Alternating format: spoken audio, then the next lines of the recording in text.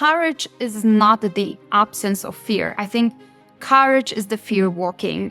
As individuals, we should be open to whatever comes our way.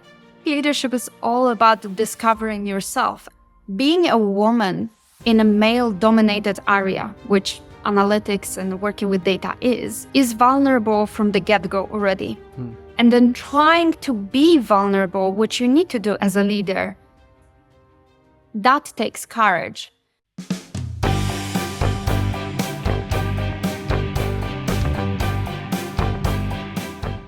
Welcome to a new episode of No Hacks Podcast, where we explore the ins and outs of optimization, whether it's for your online presence or personal habits. Today, I'm excited to welcome Luiza de Lange, a leader in digital experimentation and CRO. Over her 12-year career, Luiza has built in-house teams at Electrolux and Tele2 and advised multiple clients on behalf of the award-winning digital agency PrecisDigital. She's currently heading the CRO team at LeoVegas. Luiza is also a champion for diversity and inclusion in experimentation. We will explore her journey and her inspiring message about the roles of fear and courage in both work and life. But before we start the interview, I want to tell you about Experimentation Elite. Experimentation Elite is the UK's premier experimentation and conversion rate optimization event. Next edition is taking place in London on December 10th. If you go to experimentationelite.com, you can find all the information you need, but also get your ticket. And if you use promo code NOHACKS10, you can get 10% off. I'm not making any money doing this, but you could save some money. So go to experimentationelite.com and get your ticket. Luiza, you will also be there, right? Welcome to the podcast. Yes, thanks so much for having me. Yes, I will be there. And I'm really looking forward to that edition. So great to have you on. Is this your first Experimentation Elite? It is, yeah. It actually is. So I'm excited to see that format. I've been to many conferences, obviously, but I haven't been to Experimentation Elite yet. Are you going to love it? I was there this June, and it was the highlight of my professional year. I will not be there in December, unfortunately, but you are going to love it. Now, today, we are talking about the roles courage and fear play in experimentation and life. And to give the audience a bit of a background information, you have, well, obviously, you changed a lot of jobs even before marketing. You told me you had 20 different professions before starting digital marketing. So we'll explore that. But then you changed from product to agency, back to product. You traveled to 45 countries. You lived in 6, as you told me right before we started recording. How did courage and fear play a role in all those transitions? I think it's a really good question. And I think as individuals, we should be open to whatever comes our way. And as you mentioned, after 9 years at Electrolux, I was approached by a digital agency, and I felt that it was this now or never moment. So I was complacent. I climbed the ranks of a large organization. And don't get me wrong, I'm very grateful for my experience and possibilities at Electrolux.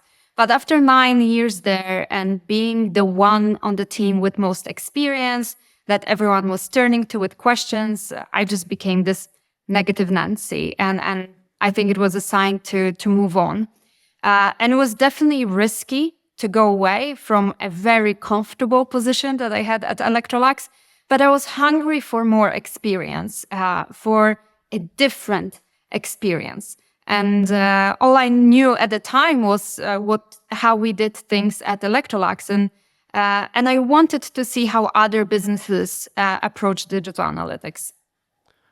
You don't regret it, I would assume. No, I don't. I think it was the right decision.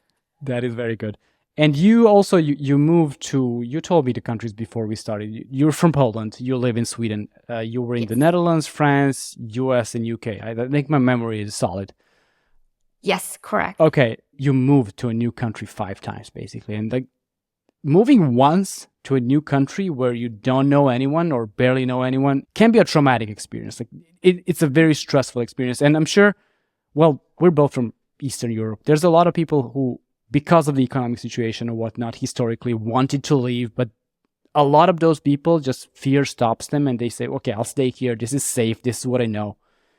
Did you go through any of that fear telling you not to do it? Yeah, absolutely. And you know, I don't see fear and courage as something that is opposite to each other. I think they kind of fuel each other in a way. So reflecting on this, I still remember the feedback that I received from my first working experience from John Grant when at the time I was living and working in London for a sustainability startup. And he said that he actually described me as fearless, that this kind of person, throw yourself into anything and get it done. And it stuck with me because I think it's a pretty accurate description. But as I mentioned, I think courage is not the absence of fear. I think courage is the fear walking. So feeling that fear, but pushing yourself through it and doing it anyway. I think we should take every opportunity we get. Sometimes you don't really know if what you're working on currently will lead anywhere. So I think there's a lot of this hesitation, fear, and moments where you ask yourself, should I keep chasing it, even if it leads nowhere? So you can only continue working hard and doing your best and hoping that this positive energy that you emanate, that at some point it will come back to you in the future. You have to keep pushing. Like, you have to do the boring work and the work you don't want to be doing if you want to have over a long period of time, if you want to get any kind of meaningful result. Like that's really the basic idea of this podcast. I love that you said that. You went through, like you said, 20 different professions and then a lot of different positions within CRO and experimentation. What's the one mentorship advice you got, either like official mentor or an unofficial mentor, that really helped you most along the way? I think when it comes to mentors, I haven't actually had that many in my career. And it was only recently that I started appreciating mentorship more. So I definitely would start just by saying to reach out and go and find out a mentor, because it's incredible how much that can help. But I think one of the advices that I received from mentors is rely on your network and make sure that you're surrounded by people that lift you up. And I think that's very true, especially for our CRO community. It's the best community there is. So I would say that's really important, to put yourself out there and make sure that people know your name and know what you're working with, because that opens so many different opportunities and you never know when you might need that helping hand. This is exactly that last thing you said. This is exactly why I would suggest anyone to really work on their network and not like just automate LinkedIn and do stuff. No, make genuine human connections with other people, because you want to do that when you don't need the help. Like, you want to be the helping hand for others, and it will pay back. Like, it will be returned to you. Karma, call it whatever you want, but it will come back to you. At least this is what I want to believe in my life and how I try to live my life. That's really good. So you have led experimentation teams at multiple companies, Tele2, Electrolux, now at LeoVegas. How do you foster a culture where people are encouraged to embrace failure, basically, and not have a fear of failure? Because honestly, that's what experimentation is all about, not being afraid of failure. This is how you learn fast. So how do you make sure the culture is there? I think the most important is that I let my team make their own mistakes and learn from them. I think this is the core of it. I try to be an inclusive leader, ensuring that everyone has the same level of knowledge, with a focus on communication and transparency. And I think maybe it could be described as these 4 C's. So customer-centric, curious, courageous, but also caring. I really do care about my team. And I gave the team, my team now at Leo, when I joined, a chance to be a part of shaping the strategy, to define the direction that we're heading towards together. And maybe it sounds cliche, but I am really inspired by my own team every single day. And seeing them succeed in all the daily tasks that they do just pushes me to be even better for them. And yeah, I think it's how I motivate them. It's also about learning about their motivational drivers, as everyone is different. Each individual gets triggered by different impulses. Some want to have challenging tasks. Some like diversity of project. For some, recognition and visibility is important, or having growth opportunities. So just learning about what motivates them, I think that's important. And at the same time, of course, I make sure that we get a dose of outside inspiration by external upskilling or conferences. Attending conferences together can be also a nice boost of motivation, inspiration. That's very interesting because often you hear about you want to get the decision makers buy-in. So whoever is a shareholder, you want to get their buy-in, but not that often people talk about buy-in from your team members and making sure that they feel like they belong to something. I don't mean like a ping pong table and like a slide in the office and those kind of things. Really a sense of purpose of belonging to a team. And that takes more time, but it's doable. Absolutely. I'm really happy to hear that this is what you're doing with your team. I mentioned failure and fear of failure. Can you give me one example of how you or your team have turned a failure into an interesting and exciting learning opportunity? Yeah, so I think one learning, as I would call it, would be the whole experiment of going onto the agency side. So I'm very grateful for the opportunity of working on agency side with many clients and different business models, from pure e-commerce business, subscription model business to an NGO even. And what I learned about myself from that experiment is what motivates me is improving digital experiences of consumers, having that direct impact. And I was missing that. That's obviously what experimentation is, right? Tackling these consumer challenges in their experience and improving them. And I was missing CRO in my role at Precis, where I was data strategy advisor. So it was more digital analytics focused.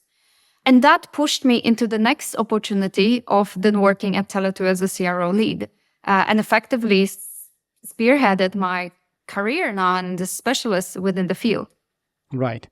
About the leadership and making sure your team members are on board. Do you have any tactics or any special ways to motivate your teams so they can embrace the calculated risk and the desire to innovate as they're doing their job?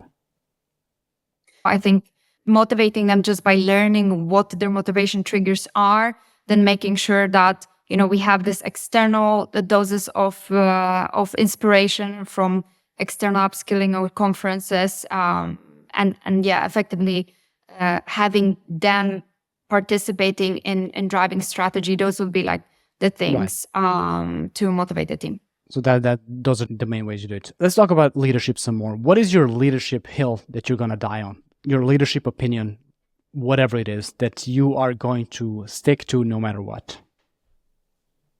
Ooh, that's an interesting one. Leadership opinion that I will not change my mind on. I think leadership is all about discovering yourself, actually, and self-awareness. And that's something that if you want to be a good leader, you need to look inwards into yourself and how you can improve based on the experiences and interactions you have with your team members. So as much as it is about supporting and coaching your team members, it is very much about your self-awareness and yourself too. That's a great answer. You're also well known for being a champion of diversity and inclusion in experimentation space. I was listening to a podcast you did for VWO, I think, several months ago. Now, why is diversity and why is inclusion so important, specifically in experimentation? I think being a woman in a male-dominated area, which, analytics and working with data is vulnerable from the get-go already. And then trying to be vulnerable, which you need to do as a leader in that position, that takes courage. I think that's why it's so important. And to be honest, that's also why I'm doing all of this, why I'm doing the conferences, why I'm doing the podcast and trying to spread the word out there, is because after first kind of presentation that I made to students, the feedback that I received is that inspired other young women that are working with digital analytics because they could see where they can get in a couple of years' time. And I didn't even realize that at that time, how much it matters, how much representation matters. It's something that motivates me, and just getting that feedback from fellow female experimenters out there, it's really satisfying. And I really love the initiative that Lucia and Daphne created with, women in experimentation. I think that's a fantastic way to strengthen that female part of the community. Oh, absolutely. And what you said there, it's not about filling conference speaker slots with women. It's about inspiring the next generation. So we don't have a problem to fix at a conference level where there's like 8 male and 2 female speakers, and we need to make that even. For me, that is, sure, you need to do that as well, but that is not fixing the problem. That's just putting a Band-Aid on what is an ongoing problem that you'll have 5 years from now, 10 years from now. What you just said there, inspiring and showing them this is what is possible for you. Like, that is the way. That's literally how it should be done. And I think some conferences do it better than others. I think what I noticed is whenever the conference organizers actually pay attention to these things, Right. it gets better. Oh, absolutely. So one great example is Measure Camp Stockholm. I think Chris and the team have done excellent job there over the years. So I think they actually get more or less 50-50 representation now of attendees between sexes. And that's how it should be. If we achieve diversity that we don't have to interfere with, it's just there, that's the society you want to live in. So taking steps to help that happen, like Women in Experimentation, they're not just doing a one-day conference to show that there's women who do experimentation. They're trying to create waves of new women coming into experimentation. And for me, I'm a man. I don't know. I don't know these things. I don't experience things the same way. I try to understand them, but I will never experience, like, I never had those problems, if I'm being honest. Even you mentioning this on a podcast, right, that makes a difference. So I appreciate you taking up the topic. That's really how you guys can contribute to this happening. And from what I've seen, most men want diversity as well. Who wins if it's the same person speaking in every speaker slot? Like, it's just terrible for the industry long term. So let's talk about the second part of this podcast. It's not work related. This is about applying that experimenter mindset and courage and fear to beyond work, to your personal life.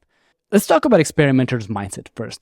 I kind of wanted to make that a sub-theme of this entire season of 10 episodes. What is experimenter mindset for you, and how does it affect or help your day-to-day life? Yeah, I think, the longer I am a part of this community, the more I observe that we as experimenters, we optimize everything, absolutely everything. From our health, if you look at what Daphne talks at conferences, and I'm sure all of us, we improve our personal relationships, whether that is with our friends, with our partners or family. We improve conferences, and hats off to Ton for optimizing the heck out of Conversion Hotel.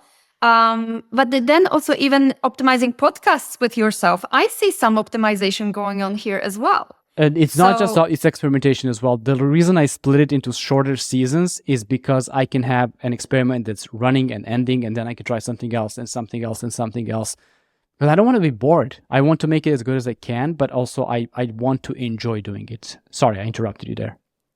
No worries. I mean, just to answer your question, I think this experimenter's mindset pushed me to learn Swedish. I've lived in Sweden for 8 years, and I couldn't say out a sentence. So coming back to what we talked about and being vulnerable, I was afraid of being vulnerable in a leadership position and as a woman. I think that's really a lot to take on when you're younger, you don't have that much to lose. But when you're already in a leadership position and as a woman within male-dominated industry, you don't want to put yourself out there. It's really scary. And, I did it. I did 2 years at school. I pushed through it. It was 3 times a week after work, so it was tough as well. And caused a lot of funny situations when I put myself out there and was vulnerable, and I was trying to speak now this 3rd or 4th language. But now I can communicate in the language. I'm not fluent, but I go by. And I think that's really all I wanted to achieve. Good for you. I never did that, I'll be honest, but very good for you. Back to your personal life. You've traveled to 45 countries. That's a lot. Like, no matter how you look, of course, there's globetrotters that just have a goal of visiting every single country, but 45 is a lot. Was there at least one? And let's not cause any scandals or discussion online. Was there at least one that you were afraid to go to? Oh, yes, definitely. I mean, What was the reason? And without naming the country, please. I don't want to start a war. I mean, I don't think it's about the country itself. It's, traveling sometimes you get anxious traveling. I mean, I was terrified when I was about to go to US. I was 20 at the time. I had a panic attack the night before. That was the very first flight I had ever taken in my life. And that was across the Atlantic alone to a country that was very, very different from Poland. That was all I knew at the time. That took a lot of courage. But again, as I said, it doesn't mean that I wasn't afraid. I was panicking. But you just pushed through that fear, and that 1 year in US and 1 year in France that I did have been the best years of my life. So I'm really glad that I went through that initial fear. I think if that stopped me from doing it, I would regret it. I'm pretty sure you would. And that 1 year in US and 1 year in France, it's not just that 1 year. Like, the rest of your life is formed by that experience. Like, this is why, if we're talking about travel, like, people who don't travel, who just say, my country's good enough, I don't want to go anywhere, I kind of feel bad for them, because until you experience another way to live, and back to optimizers, you don't know if what you're doing is good or bad or like whatever. Another thing that you shared that you love doing is playing video games. And there's no courage, there's no fear about playing. Maybe you should be playing less, and then you have courage to continue playing when you shouldn't, but let's not talk about that. How does playing games help you in your professional life with taking risk or solving problems? I think there's also an element of fear in gaming as well. Okay. I am terrified whenever there's a boss in the game and that I have to fight. So those are not enjoyable moments for me. Right. But if you even think about Tomb Raider, my favorite edition is 5. I don't know for those that have gone through every part of it. But it was so full of clues and these puzzles that one had to solve.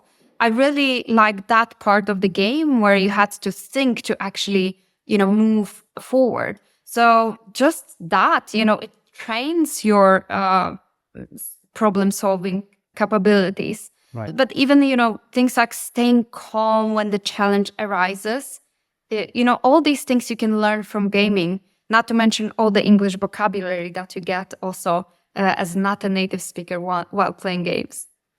I'm a Nintendo Switch person. I don't know about fear and courage in playing games. It's just fun for me. Super Mario Kart, there's no fear. There's nothing to lose. There's no boogeyman to jump out and scare you. There's nothing like that. So, yeah, but that was very interesting. I did play Tomb Raider 1 years and years and years ago on my PC.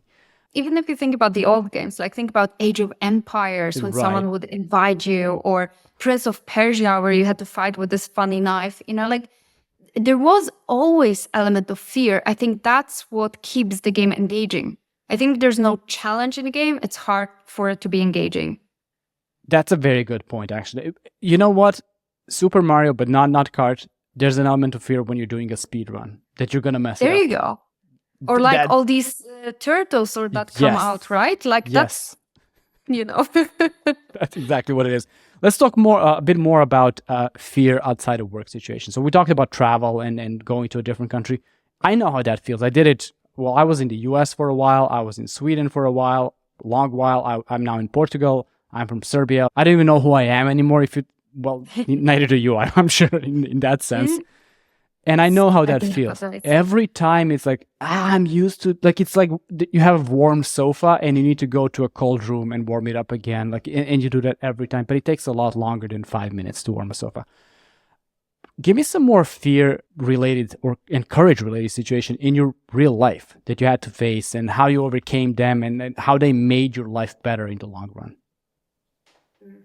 Yeah, I think, of course, there's a lot of these. I face fear every single day, bigger or smaller. But if we go back to traveling, when I started flying, I actually really enjoyed it at the beginning. Right. I thought it was this bizarre feeling when you enter the plane in one state in US and you, after a couple of hours, are on the other side of the world. Unfortunately, after around 5 years, I started being afraid of flying. And that was to the level where it was really not fun, especially with the amount of traveling that I did back then. It was really bad. So I wasn't able to relax on the plane at all. I was constantly watching people moving, what were they doing, and imagining these worst case scenarios. And it honestly has taken me some time to tame it and calm it down.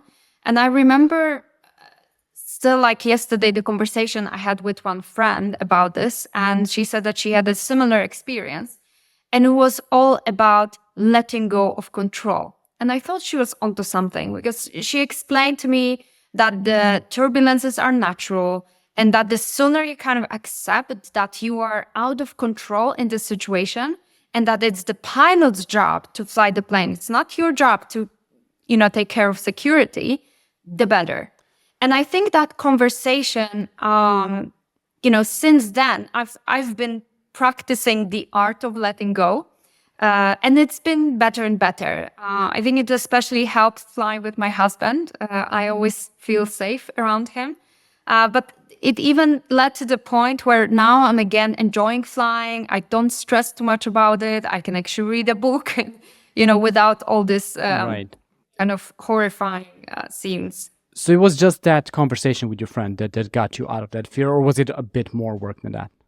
I think sometimes that's all it takes to change your perception of things.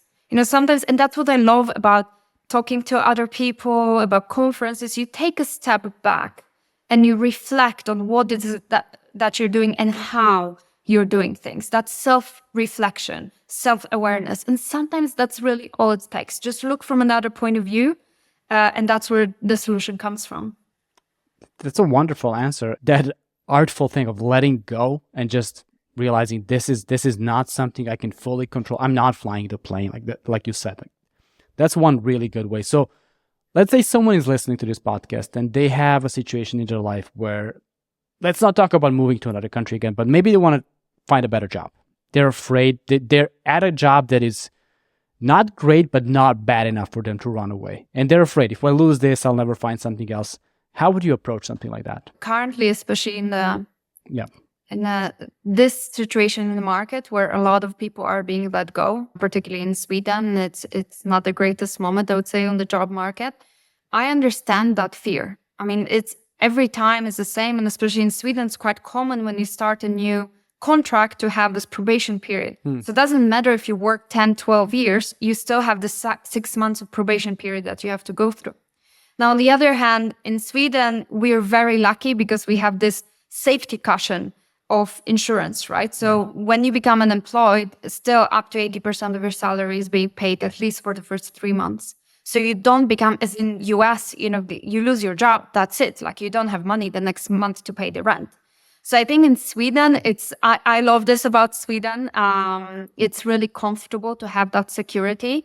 But I understand it's always a risk that you take when you're changing your job. It's you go away from comfortable to uncomfortable, getting to know new people, new processes, new clients, if that's the case, learning new industry like I'm doing right now. It's a lot of new. But instead of, dreading it, you can approach it as taking inspiration and energy from that. So that's why I love traveling to new places. It gives you that injection of energy, and it's the same as learning a new thing. When you just explore new environment and you look at new culture, you get inspired, you get new motivation and to go back to your routine life, so to say, and you can kind of have that positive mindset about it. Exactly. All of that just enhances your routine life that you go back to, because you come back a slightly different person every time, no matter what the experience, even if it's a bad experience, you choose if it's going to make you better or worse, but it's your choice. It always is your choice how you want something to affect your life.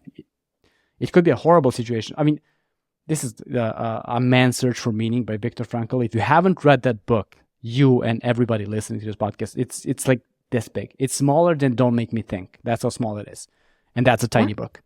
It's amazing, and it's about literally you are in control of how you respond and react to things. You always will be. No one will ever be able to take that away from you.